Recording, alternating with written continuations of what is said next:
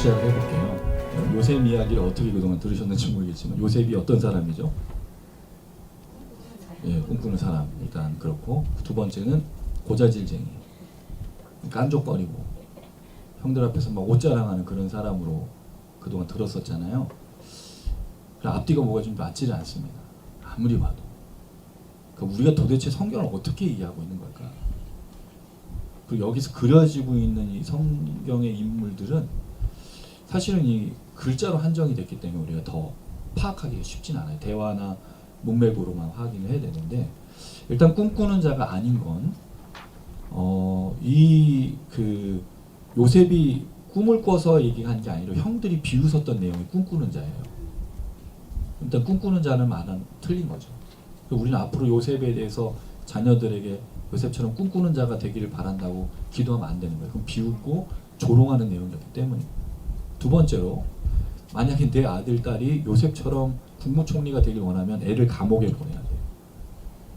일단 모함을 받고 모진 고난을 겪은 다음에 감옥에 갔다가 우연치 않게 누구를 만나서 나중에 총리가 되는 그런 과정을 겪을 건데 하시겠냐는 거예요, 여러분, 자녀들에게. 그래서 요셉의 이야기는 그와 맞지 않다. 두 번째로, 요셉이 깐족거리고 형들 앞에서 옷을 막 자랑하면서 고자질한 사람인가? 이건 조금 이따 본문에서 얘기를 드리도록 하겠습니다. 그래서 성경은 좀 잘 읽어야 될 필요가 있겠다. 오늘 이야기를 하려는 건 아니고, 저희 주제를 잠깐 보시면, 더 찬양함으로 부흥하는 교회, 다 찬양하게 하여 사람을 살리는 교회. 올해는 부흥하고 싶습니다. 할렐루야. 그래서 올해 20명 목표입니다. 내년에 50명, 3년째 100명 끝. 그 다음에 주시는 대로. 목표가 왜 사람의 숫자가 있느냐면, 여러분 아시지만 우리가 뭔가 흘려보내고 나누려면 사람이 필요합니다. 물론 돈도 필요하지만 제일 중요한 건 맨파워예요. 오늘 우리 박정희 원사님, 우리 윤경자매 딱 오니까 벌써 제 마음이, 그렇다고 우리 성도님들이 그동안에 왔는데 아무 의미가 없다 이런 의미 아니에요. 또 이렇게 얘기하면 또 오해해가지고 목사님은 새로운 사람만 좋아해 뭐 그런 오해는, 네, 그런 거 아니죠, 여러분. 아시죠? 네. 두 분이 오셨기 때문에 더 우리의 찬양과 모든 것들, 그래서 제가 아까 좀 막 급해지고 빨라지는 이유가 거기 있는 거죠. 네, 너무 감사합니다. 한번 해주시고 함께 하셔서 감사한데, 인원이 있어야 이 땅을 치유하고 회복할 수 있어요. 우리도 있지만 한계가 있기 때문에.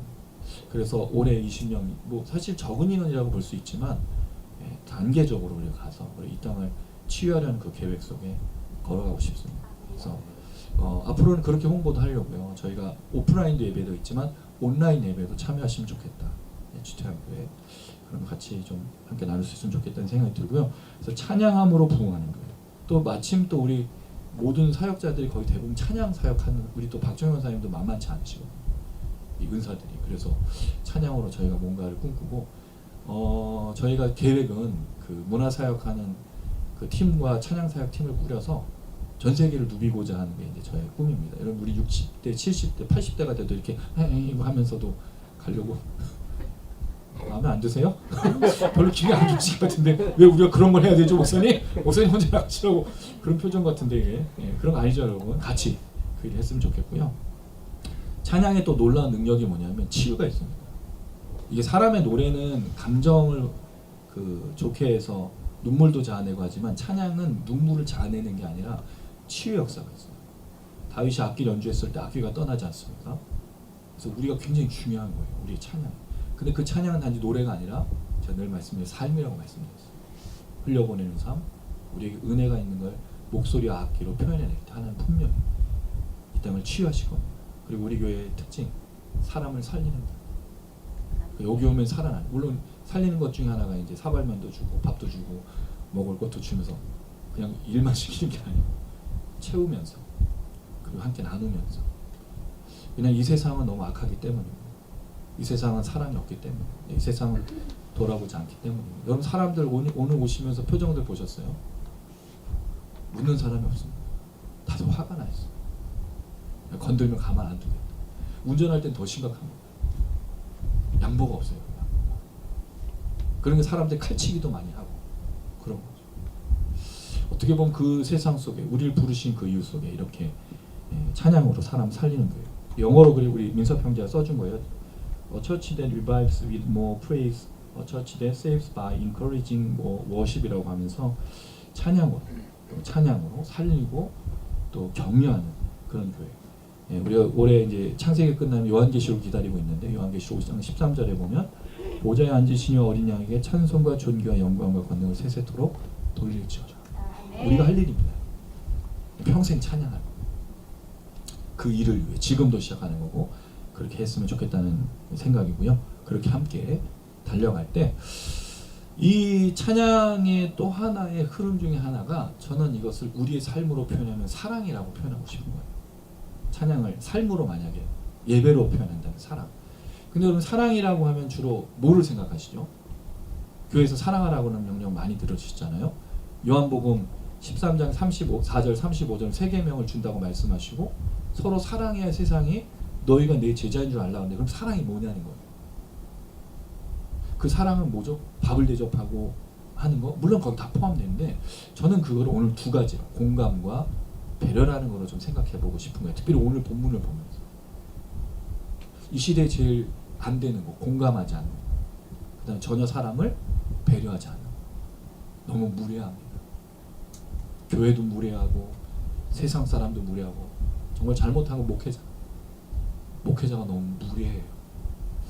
제가 좀 그렇게 그전엔 잘 몰랐다가 한동안에 신앙과 이 신학과 믿음에 대한 심각한 고민할 때 목사들이 왜 이렇게 어르신들한테 반말을 할까? 젊은 목사들. 그 이장으로 이런 사람들도 본 적이 있어요. 뭐 권사. 뭐지 이게? 왜 우리 인간답지 않냐는 거예요. 신앙인이.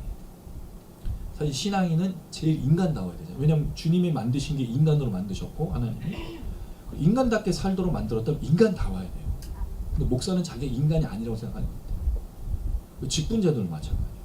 그런 면에서 사랑이란 공감과 배려라는 좀 생각을 해보고요. 이제 본문을 통해서 좀 생각을 해보겠습니다. 여러분 갑자기 이제 에서의 족보를 우리가 지난주에 길게 다뤘었어요. 에서의 족보를 통해서 세상에 하나님의 역사가 있다는 걸 분명히 말씀을 드렸고 에서 또한 하나님이 돌보시고 치료하니까 그러니까 세상은 내버려 두셔서 하나님의 백성만 돌보시는 게 아니라 세상도 돌보신 하나님 분명히 말씀을 드렸습니다. 하나님은 이 땅의 통치자시기 때문에 그 에서의 족보를 말씀드렸고 이후에 야곱이 나와요. 그럼 에서의 족보는 뭐고 야곱의 족보는 왜 나오는가? 또 잘 보면은 야곱의 족보지만 사실은 루벤이나 다른 사람 얘기는 거의 없고 요셉에게 한정돼 있다는 거죠. 근데 여러분 요셉은 장자가 아니에요. 장자는 누구죠? 루벤이지 않습니까? 근데 루벤은 장자의 명분을 살리지 못해요. 왜 그렇죠? 야곱의 첩과 간음을 하잖아요. 그 제외가 된 거예요. 그러면 루벤 다음에 아들 누가 있죠, 여러분? 이제 생각 잘 안 나시죠? 르시레요, 시므온. 예. 근데 시므온 그 다음에 레위. 시므온과 레위가 왜 빠졌을까요? 세겜을 몰살시켰잖아요. 아버지에게 되들었고. 그럼 다음에 누구죠? 유다. 유다는 여기서 또 다말의 사건이 나와. 성경이 굉장히 고민을 많이 하고 있는 거죠. 그럼 나머지 아이들 이사가엘과 스불론인데 이 사람들은 거의 존재감이 없어. 그러고 나서 거의 막내 아들 격인 요셉이 마치 장자의 명분을 갖는 것 같고 신기한 거는 여종의 아들들은 장자의 명분에 들어오지 않아요. 그러니까 이게 성경이 이 언약을 흘러가는 계통을 장자라는 걸 분명히 세우고 있다는 거죠. 이걸 어디서 알 수 있죠? 아브라함부터 사라. 그 다음에 아브라함이 사라를 통해서 사실 얻지 않고 누구를 얻으려고 했죠? 첫 번째가 다메섹에게였어요. 근데 아니죠. 그 다음에 누구? 하가를 통해서 이스마엘. 아니요. 그렇게 이삭이 얻어지죠. 근데 이삭은 아들을 얻는데 문제는 없는데 이삭 자신에게 어려움이 있었죠. 번제로 드려지는. 그게 할례. 그러니까 여러분 하나님의 언약의 백성들은 반드시 거쳐야 될 과정들이 있어요. 그걸 우리가 말하는 십자가로도 표현할 수 있어요. 고통을 준다는 게 아니고 할례나 또는 번제로 드려지는 역사들이 반드시 있다는 거죠. 그리고 나서 야곱과 에서인데 에서가 장자지만 장자의 명분을 잃었죠. 근데 그게 하나님 싫어해서가 아니었고 원래 계획된 거였는데 원래 계획된 것들을 이뤄가는 방법들이 악했다는 거죠. 하나님은 원래부터 리브가에게 야곱이 장자가 될 거야 라고 말했다는 거예요. 근데 이거를 누가 거부하죠? 에서와 이삭이 거부하니 리브가와 야곱은 속임수를 써서 하나님의 방법들, 언약들을 엉뚱하게 이뤄가고 있다는 거죠. 하나님 원래 계획대로 가면 됐는데 그걸 이뤄가는 방법을 악하게 하고 있었던 그 야곱과 에서의 관계. 그리고 나서 야곱의 시간이 지나고 이제 오늘 요셉이 등장하는 거예요.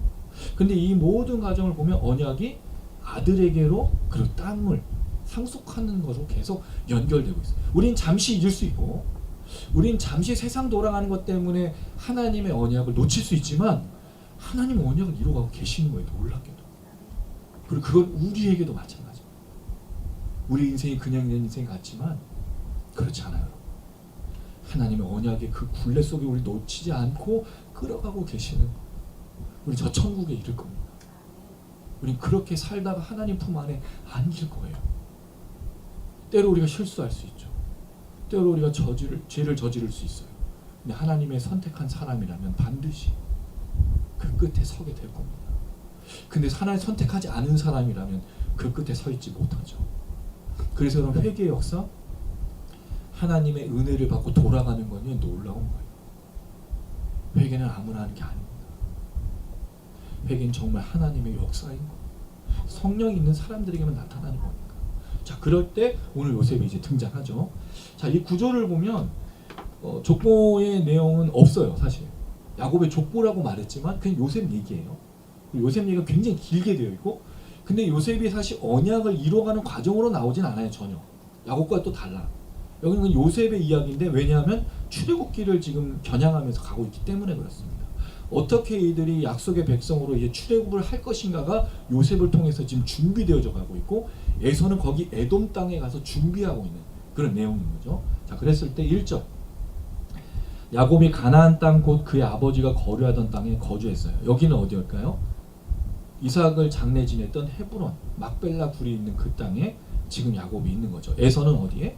세일과 에돔 땅에, 이미 가나안 땅에. 근데 야곱은 계속해서 하나님이 있으신 그 가나안 땅, 약속한 땅에 있는 거죠.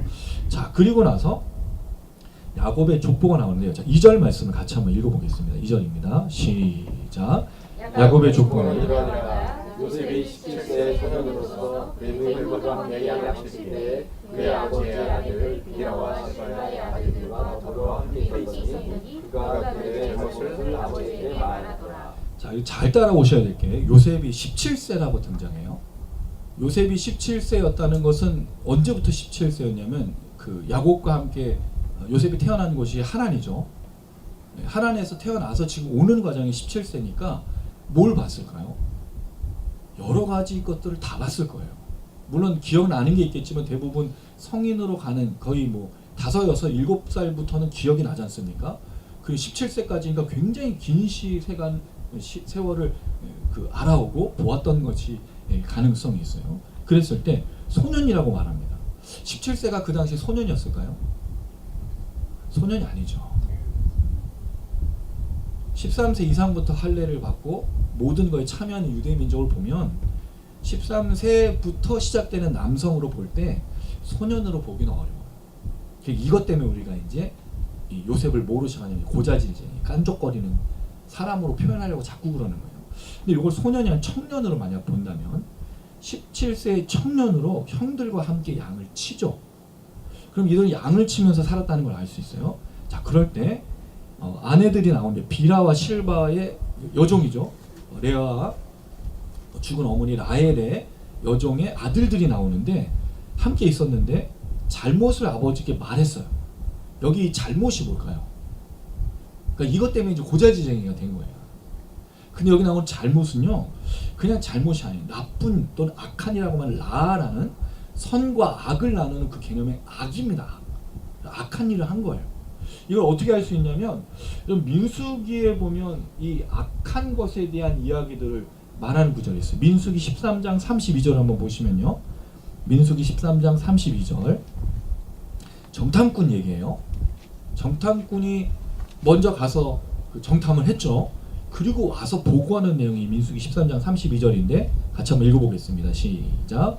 이스라엘 자손 앞에서 그 정탐한 땅을 악평하여 이르되 우리가 두루 다니며 정탐한 땅은 그 거주민을 삼키는 땅이요 거기서 본 모든 백성은 신장이 장대한 자들이요. 여기 악평이 나오는데 똑같아요. 이 잘못이란 말이 악한 소문이라는 뜻이거든요. 똑같은 단어를 썼어요. 그럼 이게 단지 실수와 잘못을 고자질한 게 아니고 분명히 이 아들들이 나쁜 짓을 한 것을 아버지에게 여기 이제 말하다는 말은 없고 들어갔다는 겁니다. 그럼 요셉은 과연 형들에게서 어떤 존재였는가? 그리고 요셉은 야곱에게 어떤 존재였는가를 고민하게 만드는 거예요. 단지 애가 저 형들이 막 얘기하는 걸 듣고 저거 나쁜 거냐고 아빠 뭐 이렇게 얘기하는 게 아니었다는 거죠. 17세 청년이었다면 사리분별을 하고 뭔가를 아버지에게 말씀드려야 될 심각한 것이 있었다는 얘기인 거예요. 이걸 이렇게밖에 이해할 수 없는 이유가 그 다음에 이어집니다. 이게 고자질이 아니라는 걸 생각할 수밖에. 일단 민수기 14장 36절도 똑같이 악평이 나와요. 그래서 여러분 이스라엘 사람들이 이 악평 때문에 가나안 땅을 안 가려고 하죠. 왜? 우리는 메뚜기고 저 사람들은 네피림들이었어. 그러니까 이게 심각하니까 그 땅 들어가면 다 죽일 거 아니냐. 가나안 땅에 하나님 우리를 죽이려고 보내면 계속 불평하게 됐대. 분노를 일으키게 됐다는 거죠. 그러니까 이게 그냥 단지 실수를 말한 게 아닌 거예요. 형들이 정말 뭔가 아주 심각한 잘못을 해서 말한 것일 수 있다는 거죠. 그럼 이게 내부 고발자냐 아니 고자질쟁이냐의 문제인 거죠. 근데 저는 내부 고발자처럼 보고 싶은 거예요. 그래서 제 얘기를 한번 잘 들어보시고 아니면 아니라고 얘기해 주세요. 목사님 못하겠어요. 못 듣겠습니다 하면 나중에 꼭 정리해 주시고. 두 번째 3절 읽어보겠습니다. 시작. 요셉은 노년에 얻은 아들이므로 이스라엘 여러 아들보다 그를 더 사랑하므로 그를 위하여 채색옷을 줬더니. 자, 이게 또 문제야. 요셉이 노년에 얻은 아들이 야곱이 노년에 얻은 아들이 요셉이라는 거죠. 근데 틀렸어요. 왜 틀렸을까요? 말에 이게 힌트가 있어요. 요셉이 노년에 얻은 아들은 누구예요? 베냐민이잖아요. 근데 왜 요셉이라고 했냐? 더 놀라운 표현이 있습니다. 이 그 이야기에 대해서 유다가 말한 내용이 있어요. 창세기 44장 20절 한번 보십시오. 창세기 44장 20절. 창세기 44장 20절입니다. 한번 읽어볼게요. 시작. 우리가 내 주께 아뢰되 우리에게 아버지가 있으니 노인이요 또 그가 노년에 얻은 아들 청년이 있으니 그의 형은 죽고 그의 어머니가 남긴 것은 그뿐이므로 그의 아버지가 그를 사랑하나이다 하였더니. 누구에게요? 베냐민에게요. 유다가 요셉이 물어보니까 아버지가 있느냐 동생이 있느냐 했더니 그 형은 죽고. 형은 누구예요? 여기서 요셉은 죽은 것처럼. 그럼 베냐민에 대한 이야기잖아요 이게. 근데 앞에는 지금 요셉에 대한 이야기로 말했다는 거죠. 노년에 얻은 아들이 둘이 맞는 거죠. 요셉과 베냐민 맞아. 근데 사실 그럼 정확하게는 베냐민 얘기인 거예요. 분명히 사랑했다는 건 맞지만 그럼 이 사랑이 편애하는 거였느냐? 그건 아니었다는 거예요. 제 생각에. 자, 그리고 나서 채색옷. 이것도 웃긴 거예요. 요셉은 편애를 받아서 색깔 있는 옷. 여기 설날에 떼떼옷 이제 떼떼옷. 올해 새해가 됐는데 옷 좀 장만하셨어요, 여러분? 전혀 뭐 누가 주는 사람도 없고 찾아보는 사람도 없고. 기둘려 보세요, 여러분. 오늘 우리 국간사님 여러분에게 준비한 게 있어. 할렐루야. 어떻든 간에 이 요셉을 이 소년으로 보고 떼떼옷으로 보면 색깔옷. 형들은 무채색의 옷을 가난하게 입고 다 떨어진 옷을 입고 있는데 요셉만 지금 새 옷을 입고 있는데 그렇지 않아요. 왜죠? 야곱은 부자였잖아. 그럼 그 아들들도 부자였단 말이에요. 그들도 채색 옷을 입었을 거라는 거죠. 이게 함정이야, 함정. 우리가 얼마나 성경을 바보처럼 읽고 무식하게 읽는지를 알 수 있어요. 요셉만 색깔 있는 옷을 입어서 정말 사랑하는구나. 막 형들이 막 자괴감이 들고 우리는 아들도 아니야. 이게 아니었다는 거예요. 그럼 이 채색 옷이 뭐냐는 거죠. 이 외투를 말하는데 아마도 술과 장식을 가지고 있는 것을 보인다는 거예요. 그럼 누구에게 이걸 입혔을까? 족장인 거예요. 족장. 그럼 요셉이 지금 리더란 말이죠. 그러니까 형들 앞에서 고자질한 게 아니고 잘못된 걸 말한 거예요. 아버지에게. 리더로서. 제 생각에. 제가 이걸 다 설명을 드리면서 아니라고 생각하면 여러분 아니로 받아들이시는데 아무리 봐도 이게 고자질쟁이처럼 보이지 않고 우리가 생각하는 떼떼옷을 입힌 요셉이 아니란 말이에요. 뭔가 요셉이 책임 있는 위치에 있을 거라는 거예요. 또 하나, 여러분 요셉이 17세에 만약 고자질쟁이였고 깐족거리는 그런 이런 막 편애를 받는 아들이어서 천지분간 못하고 막 그런 아들이었다면 그 다음에 형들이 그를 팔 때 요셉이 한마디라도 나온 게 있어요? 구덩이에 그를 쳐넣었는데 요셉이 반항한 게 있습니까? 없다고요. 그냥 구덩이 빠져. 그리고 심지어 이스마엘 종들에게 팔았는데도 아무 말이 나오지 않아. 반항하지 않아. 여러분, 이게 정말 그 고자질쟁이고 깐족거리는, 그리고 막 아무 천지분간 못하는 동생일까요? 아니라는 거예요. 저는 아무리 봐도. 그리고 보디발에게 팔려갔죠. 보디발에 팔려갔는데 일을 너무 잘해. 그럼 일을 잘한다는 말은 뭐가 있는 거예요? 성실하고 근면한 거잖아요. 깐족거리는 거예요? 고자질쟁이에요? 아니라는 거예요. 심지어 보디발의 아내가 유혹을 해서 요셉을 막 모함했을 때조차도 말하자. 어디를 가죠? 감옥을 가. 또 감옥에 가서도 열심히 해. 물론 하나님이 그를 축복했기 때문에 그 간수의 장이 되기도 하지만, 이 모든 걸 보면 요셉이 고자질쟁이는 아니라는 거예요. 아무리 봐도. 깐족거리고 편애를 받는 천지분간 못하는 그런 사람은 보이지 않는 거예요. 아무리 봐도. 그리고 나중에 그가 거기서 풀려나서 그 애굽의 총리가 될 때 그가 그렇게 합니까? 전혀요. 그럼 17세 때는 실수했는데 나이가 들어서 변화됐을까요? 그렇지 않은 거예요. 아무리 봐도. 요셉은 아마도 아버지의 편애를 받긴 했지만 뭔가 책임 있는 위치에 있었다는 걸 보여주고 있는 것이 아닐까. 그럼 양을 돌보는 이것은 책임자로서 형들과 함께 했는데 형들이 말을 듣지 않든 무언가 아주 심각한 악을 저질렀기 때문에 아버지에게 리더로서 이야기한 것은 아니겠는가. 왜냐하면 이 이후에 다음 주에 우리가 살필 내용이에요. 형제들이 요셉의 꿈을 듣고 나서 뭐를 결심하죠? 죽여버리겠다고 결심을 해요. 왜 죽이기까지 해야 될까? 상속자잖아. 만약에 이 리더로서 장자로서 인정을 받는 요셉이라면 상속자잖아. 여기에 르우벤이 말립니다. 근데 르우벤의 말을 아무도 듣지 않아. 당연하죠. 유다가 나와서 말리는데 단지 종에게 팔아버려. 그러니까 이거는 슬픈 이 모든 역사 속에 요셉이 단지 고자질쟁이였고 그런 거냐? 그렇지 않은 게 보여지고, 이를 죽임으로 말미암아 그들이 무언가를 얻고자 했던 것은 아니겠는가 라는 정황들이 보인다는 거죠. 그래서 요셉은 깐족거리고 그런 고자질쟁이가 아닌 아버지의 편애를 받긴 했지만 어떤 리더와 족장의 역할을 했던 사람으로 지금 걸어가는 거 아니에요. 또 하나의 문제가 있어요. 만약에 요셉이 고자질쟁이고 깐족거리고 그렇게 편애를 받고 천지분간 못하는 사람인데 왜 그렇게 요셉처럼 되고자 할까? 신기하지 않으세요, 여러분? 사람들이 요셉처럼 다 되고 싶어해. 자녀들 요셉처럼 꿈꾸는 자들로 만들려고 그러잖아요. 왜? 나중에 국무총리가 되니까. 이것만 생각하는 거. 이 바보 같은 말도 안 되는 요셉의 이 걸음들을. 요셉 그런 사람이에요. 여러분, 요셉은 그 구약의 누구처럼 사람들이 이 해석을 했냐면 칼빈이나 이런 고전 신학자들은요, 예수 그리스도로 표현했어요. 왜? 감옥에 잡히고 끌려갈 때 침묵하고 있었기 때문에. 마치 어린 양이 도살장에 가는데도 불구하고 아무 말하지 않았기 때문에 모진 고통을 감내하는 모습을 보면서 요셉을 구약의 그리스도로 표현하는 사람이 꽤 많았다고. 그러니까 우리가 이 요셉처럼 되고자 하는 마음을 이해하지만, 만약에 깐족거리고 고자질이고 편애받는 그런 천지분간 못하는 사람이라면 따를 이유가 없죠. 신학자들이 그렇게 말할 필요도 없고. 그래서 다시 잘 읽어야 된다. 이걸 잘 문맥과 여러 가지 정황을 잘 살펴야겠다. 그래서 성경이 여러분 그냥 쓰인 게 아니에요. 그래서 대충 읽으면 안 돼. 한 구절만 읽어서도 안 돼. 근데 여러분, 제가 지금까지 설명한 걸 들어보니 그럴듯한가요? 네. 납득이 안 되면 저는 실패한 거예요. 저는 이걸 논문으로 써보고 싶은 거예요.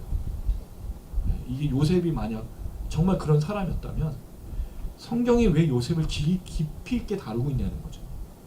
물론 야곱의 인생도 만만치 않지만 야곱은 분명히 하나님의 함께 하심을 깨닫고 있었던 자고, 요셉 또한 그래요.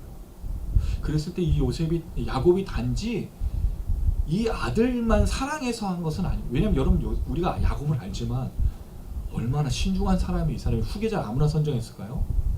그렇지 않을 거예요. 그리고 나중에 이 요셉의 두 아들 므낫세와 에브라임도 교차해서 축복해주지 않습니까? 그런 걸 보면 의도가 다 있다는 거죠. 그랬을 때 요셉은 그런 사람인 것처럼 보인다는 거죠.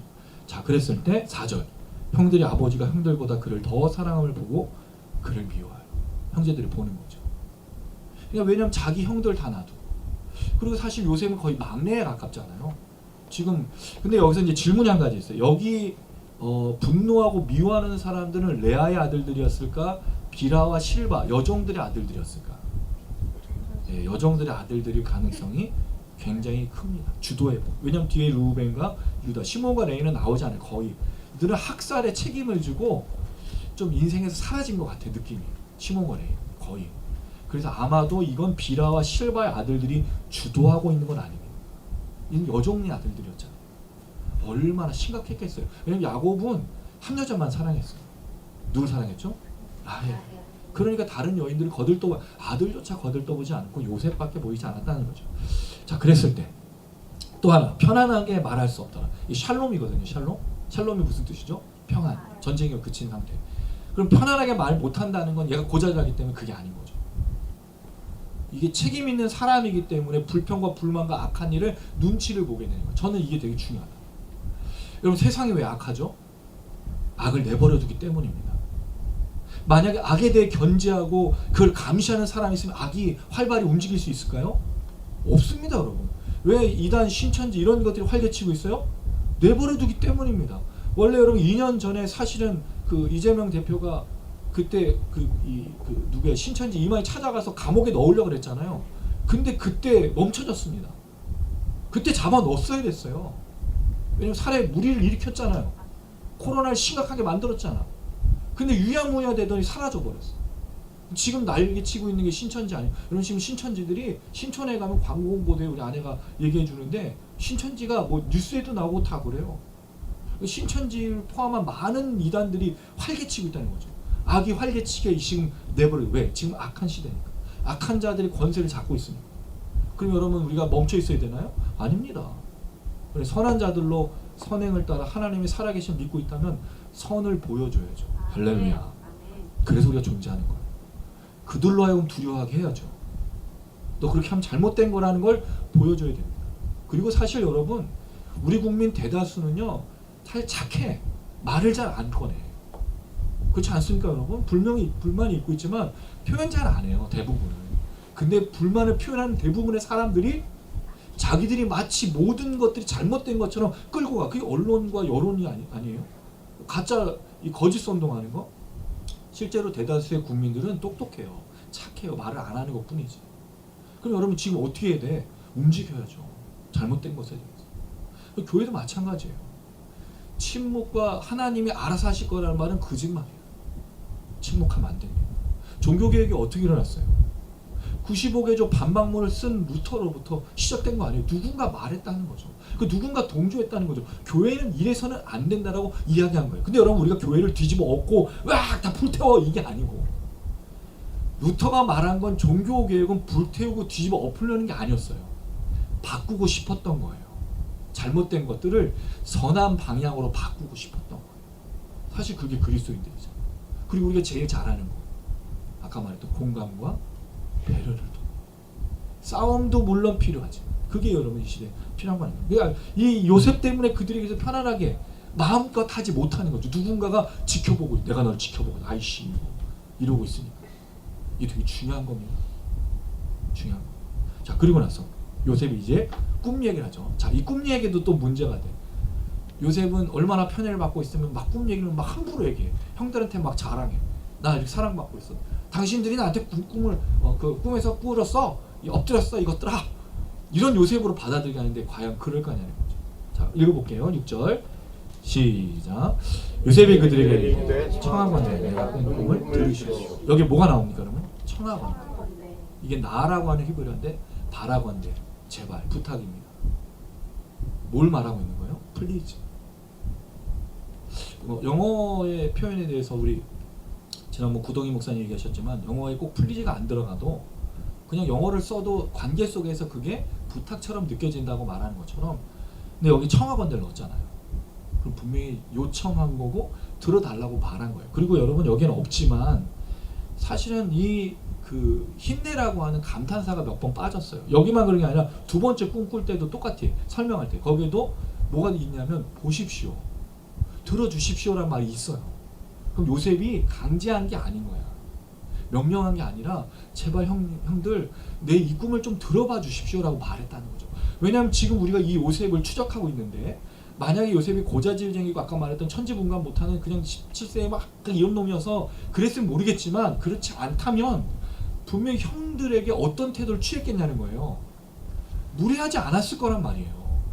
내가 꿈을 꿨는데 형들 좀 들어봐 주세요. 아버지 좀 들어봐 주세요. 라고 설명하지 않았을까 하는 거예요. 만약 요셉이 그랬다면 내부 고발자였고 그런 정의에 불타있고 또 성실하고 근면한 사람이었다면 형들을 무례하게 대한 사람이 아니고 형들에게 오히려 요청해. 왜냐하면 여기에 분명히 들어봐 주십시오. 청하건대라는 말이 있거든요. 그런 면에 있어서 요셉이 형들에게 이 꿈을 말하는 것은 군림하기 위해서 말한 게 아니었다는 거죠. 꿈을 설명하고자 말한 건 아니었을까. 왜냐하면 두 번이나 말해. 만약에 그 반응이 좋지 않았다면 말할 이유가 있어요? 없죠. 근데 두 번씩이나 말했다는 건 무언가 말하고자 했던 것이 아니에요. 그리고 실제로 그 일이 일어나게 되죠. 근데 그때 어떤 일이 일어납니까? 이렇게 자기를 죽이려고 음모를 짜고 했던 형들이 무릎을 꿇는데 요셉이 그들을 용서하잖아요. 저는 이게 너무 놀랍다는 생각이 들어요. 이렇게 말하는 요셉이 정말 야 형들 한번 보세요. 내가 당신들 앞에 섰어. 이게 아니고 정말 그 형들의 이 이야기를 하면서 그리고 나중에 요셉이 한 말 중에 당신 분들보다 먼저 앞서가서 땅을 준비하게 하신 하나님이라고 요셉이 말하고 있잖아요. 이 모든 것들 깨닫고 그러니까 무례한 것처럼 보지 않는다.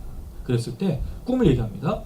그 꿈은 7절에 보니까 곧 깃단을 묻는데 네 단은 일어섰고 당신의 단들이 둘러서서 에워싸다는 거예요. 절하더라. 샤하라는 단어인데요. 엎드리다. 샤하가 뭐죠? 우리 쥐토야. 우리 쥐토야. 엎드리고 무릎 꿇고. 참 좋은 이름 참 잘 줬죠. 모든 사람이 쥐토양은 절대로 잃어버리지 않는다고 얘기를 해줬어요. 중국집 이름도 같기도 하고 카페 이름도 같기도 하고 우리 쥐토양 무릎 꿇는 거. 형들이 아기한테 그러니까 형들의 반응. 자 8절 시작. 그 형들이 그에게 이르되 내가 참으로 우리의 왕이 되겠느냐 참으로 우리를 다스리게 되겠느냐 하고 그의 꿈과 그의 말미암아 그를 더욱 미워하더라. 마이너스 100점.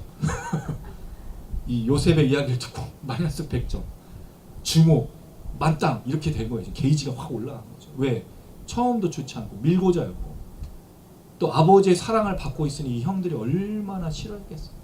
그 하는 말 꼬라지 좀 봐. 저 꼬라지 이렇게 얘기했을 거라요.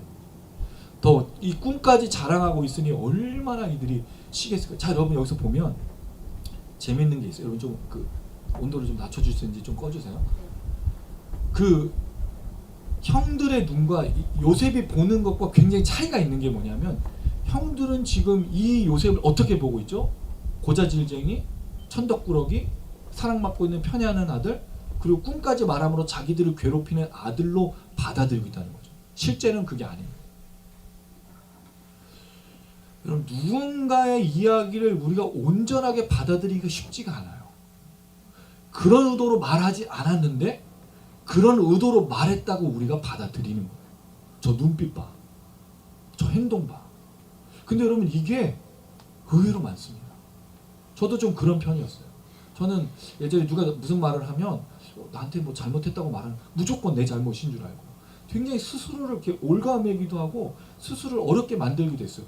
본인은 그런 뜻으로 말한 것도 아니고 본인은 그런 표현을 한 게 아닌데 혼자 막 근데 우리 아내는 무슨 말을 해도 다 웃어. 우리 아내는 어떤 사람이 무슨 말만 해도 좋은 뜻으로 다 받아들여. 이건 진짜 정말 차원이 다른 거죠. 만약에 이 형들이 이 요셉의 이야기를 잘못하고 악한 것에 대해서 충정 어린 마음으로 진심 어린 마음으로 말한 것으로 공감했다면 그리고 이 요셉의 이야기가 형들을 향한 배려로 들었다면 어떤 일이 일어났겠냐는 거죠. 사실은 이삭과 리브가가 에서를 망친 거잖아요. 에서의 인생의 제일 불행은 부모 때문이에요. 에서는 사실 장자의 명분을 원래부터 잃을 수밖에 없었어요. 그걸 알고 있었잖아. 그럼 리브가와 이삭이 에서와 야곱 불러놓고 그들의 삶과 그들의 생각에 대해서 공감해주고 배려했다면 과연 에서가 그런 인생을 걸었겠냐. 에서 굉장히 불쌍해요. 그 어머니는 언제 죽었는지도 모르고 그의 아버지를 장례를 치르는데 형제가 서로 죽이려고 했던 그 근본적인 원인이 누구 때문이야? 엄마 때문이야. 엄마 때문에. 엄마가 갈라놓고 싸우게 하고 만약에 이들이 서로 공감하고 배려하는 부모였다면 여러분 이게 사실 야곱도 마찬가지 아닙니까? 야곱이 라반에게 그렇게 수고했을 때 배려해 주었다면, 공감해 주었다면, 사실 그래서 공감과 배려라는 게 굉장히 중요한 거예요. 누군가가 우리 얘기를 들어줄 때 공감해주고 그것에 대해서 배려해주고, 배려라는 말이 뭐죠? 다른 사람의 관심에 듣고 그것을 돌보아주는 것이 배려라는 사전적 의미입니다.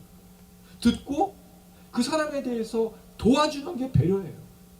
공감해줘야지 도와줄 수 있잖아. 공감하지 않는데 어떻게 할 수 있어요? 여러분 우리가 한국 사람들의 부모들 늘 얘기하는 게 그거 아니에요? 얘가 시험을 잘 받고 와서 반에서 1등인데 조금만 더 열심히 하면 전교에서 1등 할 수 있어. 이건 공감도 아니고 배려도 아니야. 그 아이의 열심을 아무도 칭찬해요. 우리는 칭찬받고 자란 적이 없어요. 저는 정말 칭찬받고 자란 적이 없어요. 저희 아버님이 교장 선생님이었고 수학 선생님이었어. 칼 같았어. 얼마나 칼 같았냐면 제가 전도사 시절에 우리 처음 차를 사는데 돈이 없으니까, 전도사가 무슨 돈이 있어요. 아버지 우리 차가 필요합니다. 아이도 있고 서울에서 그 일산까지 가야 되니 차가 필요합니다. 그래서 알아봤더니 티코, 그때 당시에 티코가 굉장히 유명한 차였죠. 여러분 아시죠? 티코 굉장히 유명한 비싼 차. 90만 원에 차가 나온 거예요. 아는 분이 소개를 해줬어. 그래서 아버지에게 말씀드렸어요. 아버지 차가 필요합니다. 제가 아버지한테 오래 무릎 꿇고는 많이 했는데, 왜냐면 우리 아버지 얘기 들을 때 꼭 무릎을 꿇어야 됐거든요. 밥 먹을 때도 무릎 꿇고, 정말 편하게 밥을 먹어본 적이 없어요. 제가.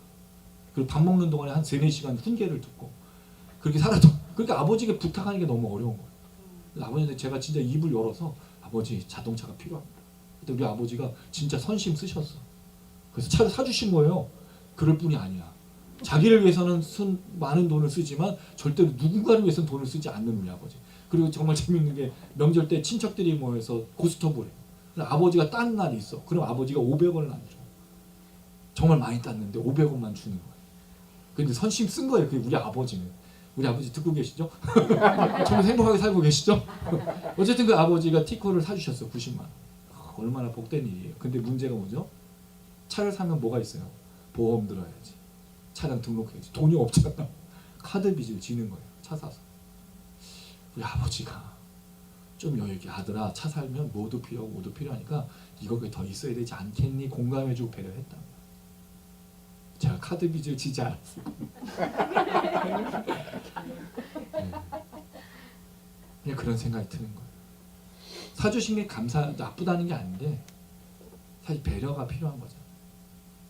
사주셨다. 그래서 그 이후로는 인생에서 누군가에 공감하고 배려해 줄 때 더 붙여서 더 주는 거, 딱 그것만 주는 게 아니에요. 만약에 우리 인생에 이런 공감과 배려와 칭찬이 가득했다면 여러분 우리 인생이 어땠을까요? 세월의 사건이 일어났을까요? 이태원 참사는, 오송 그 지하차도, 그리고 사실 이재명 대표의 이 암살 사건이죠.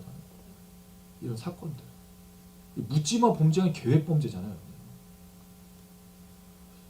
누군가를 죽이려는 걸 실행하고 있다는 거. 여러분 그 사람 영상을 보니까 몇 번이고 연습한 게 나와요.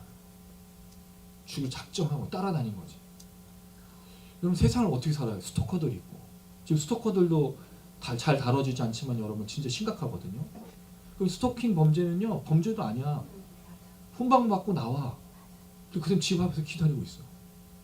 나를 해하려고 나를 죽이려고 했던 사람. 그럼 왜 이런 거에 관대하죠? 너무 관대 그런 거. 근데 정작 그 옛날 버스 기사가 800원인가 그 돈으로 커피 먹었다고 판사가 2년 형량 내리고, 공감도 없고 배려도 없는 시대를 살고 있어요. 그러니까 이 구약에서의 인물들, 물론 그 시대는 지금 시대 다르기 때문에 이런 것들이 흔하진 않지만 그들의 시대와 지금 우리의 시대는 또 다르잖아요. 그럼 우리는 뭘 해야 되죠? 공감과 배려가 있어야 된다는 거죠. 요셉의 형제들. 그러니까 이 야곱은 사실은 요셉을 사랑할 게 아니고 누구를 배려해야 되는 거죠? 나머지 아들들을. 그랬으면 요셉이 이런 취급을 받지 않았을 건데. 근데 하나님은 그런 요셉과도 동행하고 계신 걸 볼 수 있습니다. 어쨌든 간에 이렇게 얘기를 해요. 자, 이들이 참으로라는 말을 2번 써서 왕이 되겠냐 다스리겠냐. 그리고 지금 사실 요셉이 그들을 다스리고 있었던 것으로 보인다는 거죠. 아무리 봐도. 자, 그리고 다시 꿈을 꿉니다. 근데 또 요셉은 바본지 멍청인지 가서 또 얘기를 해. 근데 정말 이게 진짜 아무 생각 없는 요셉이었겠느냐, 그렇게 보이진 않고요. 자, 이번에는 형들에게 말했는데 해와 달과 11벌이 내게 절했어. 이걸 딱 듣고 형들이 아는 거죠. 해는 누굴 말하는 거예요? 아버지. 달은요? 어머니. 그래서 11별은 형제들. 이것 봐라. 이게 아주 이제 더 웃긴 거예요, 꿈이. 자, 그랬을 때 10절 읽어보겠습니다. 시작. 그가 그의 꿈을 아버지와 형들에게 말하며 아버지가 그를 꾸짖고 그에게 이르되 내가 꾼 꿈이 무엇이냐. 나와 내 어머니와 내 형들이 참으로 가서 땅에 엎드려 내게 절하겠노라. 자, 이때는 아버지가 나타나. 그리고 아버지의 얘기 속에 두 가지 내용을 볼 수 있는데, 하나는 꾸짖었어요. 만약에 정말 야곱이 요셉을 편애했다면 꾸짖을 이유가 있어요, 없어요? 이 꾸짖다는 말이 완전히 그냥 비난한 거거든요. 질책한 거예요, 형들 앞에서. 정말 사람 편애했다면 이런 일이 없죠. 그럼 편애하는 사람을 누가 질책해요? 누구를 탓하죠? 그 형제들을 대놓고 너 얘네 꿈 들었지? 이거 너네들 될 거야. 하나님 이렇게 하신 거야. 이렇게 말해야 되는 게 정상 아니에요? 근데 여기서 야곱이 요셉을 질책하고 있다니까요. 이게 우리가 알고 있는 야곱이 아니야 그러면. 그럼 야곱은 요셉을 지금 보호하는 것처럼 느껴지지 않는가? 이 질책이. 왜? 형들에게 비난받을 것 같으니까. 놀랍게도 야곱이 요셉을 배려하고 있어요.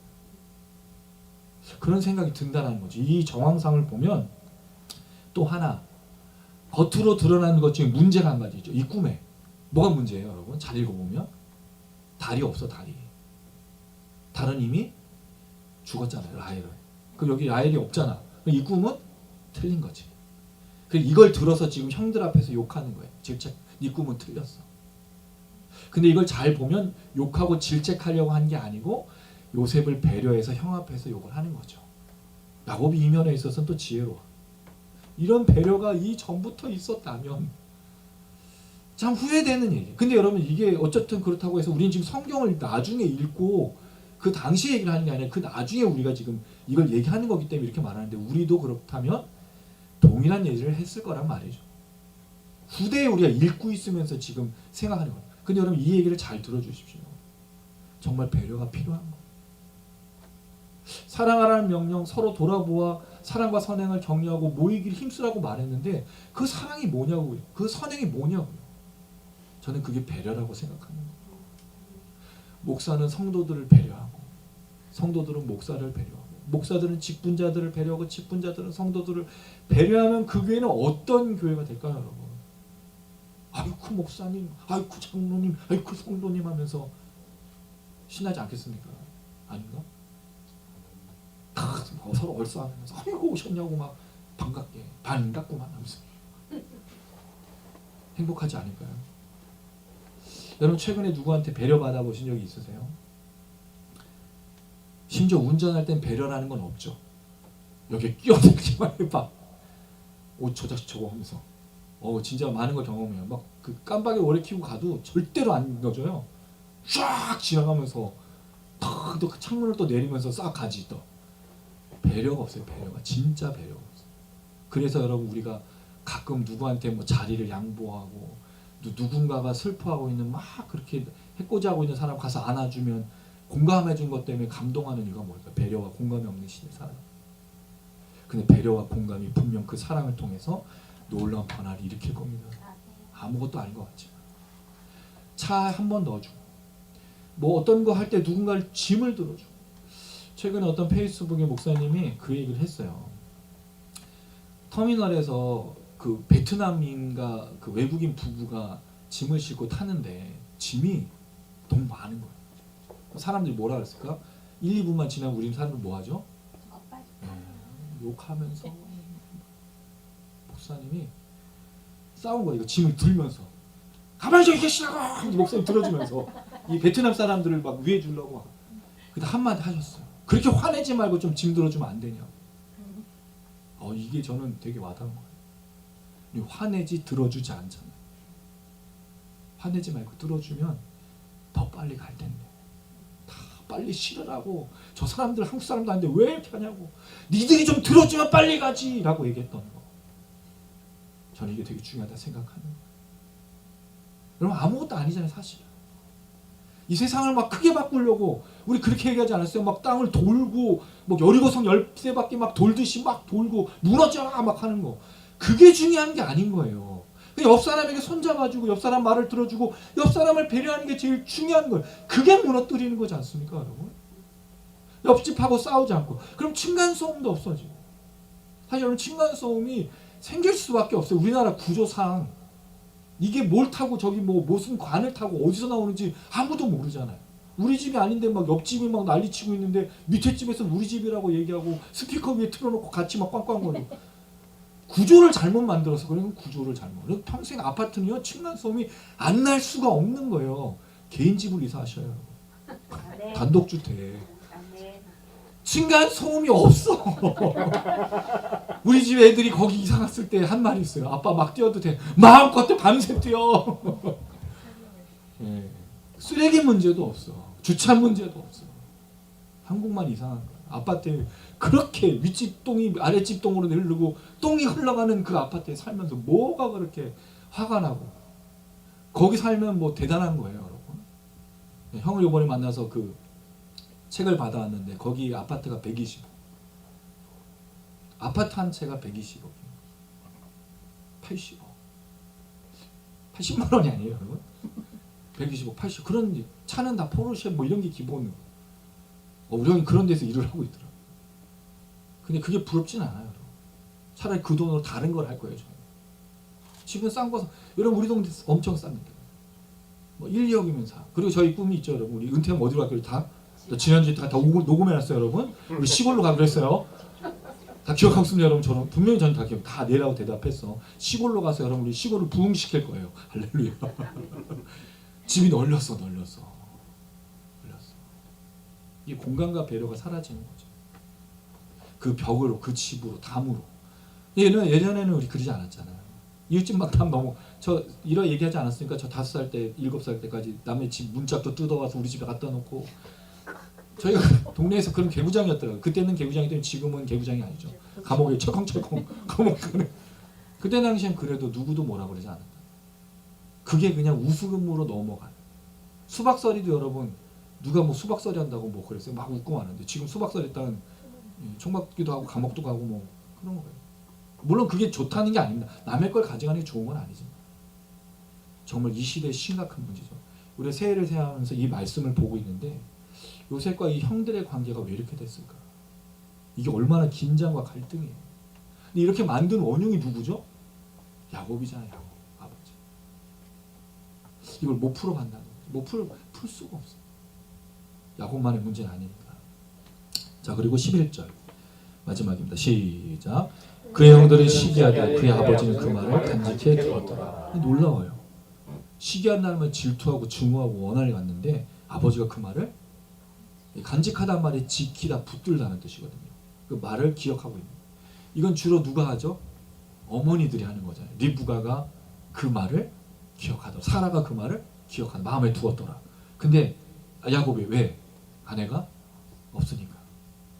그럼 이 요셉을 야곱이 혼낸 게 아닌 거예요. 배려하고 있는 거지. 배려를 받은 사람은 다른 사람을 배려합니다. 사랑을 받으면 다른 사람을 사랑해요. 그런데 우리는 사랑을 받았어요. 비록 부모의 사랑, 남편과 아내의 사랑, 또 친구 간의 사랑을 받지 못할 수도 있어요. 근데 우리가 받은 사랑이 있잖아요. 예수 그리스도. 이 사랑보다 더 큰 게 어디 있어? 그럼 사랑을 내가 못 받았는데 왜 사랑 못해요? 안 돼요. 여러분. 사랑해야지.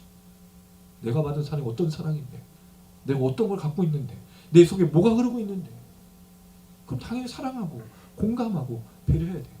그게 우리 이 한 해 동안에 걸어갈 길인 거예요. 이 지역을 우린 그렇게 천국은 침노하는 자들의 것이라고 이 땅을 침노할 겁니다. 뭐로?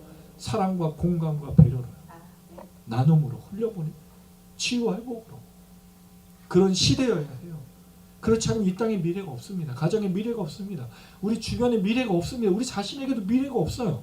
꼭 기억하십시오. 그렇게 걸을 때 주의 십자가의 능력과 사랑이 더 풍성해질 줄로 믿습니다. 그리고 그걸 통해서 이 땅이 분명히 변화될 거예요. 저는 기대합니다. 그래서 20명, 50명, 100명 우리가 오늘부터 이제 전도할 거잖아요, 여러분. 전도할 때 전도해야 되더라고요. 전도. 왜? 말을 해야 될 거 아니에요.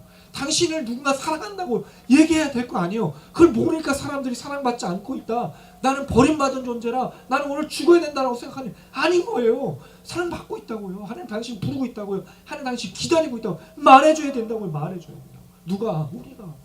내가 사랑받았으니까. 아무도 말하니까 그 사람들이 공감과 배려와 사랑을 받지 못하니까 인생을 버리고 있고 삶을 포기하고 있는 거 아니에요. 그럼 안 되잖아요, 여러분. 어떻게 내버려둬요? 내 아들, 딸이, 내 부모가, 내 주변에 있는 사람, 내 남편과 아내가 그렇게 되지 않도록 우리가 외치고 말하고 전해야 되는 거예요. 올 한 해만이 아니라 평생에 그런 삶으로 사시기를 주님의 이름으로 축원합니다. 아멘.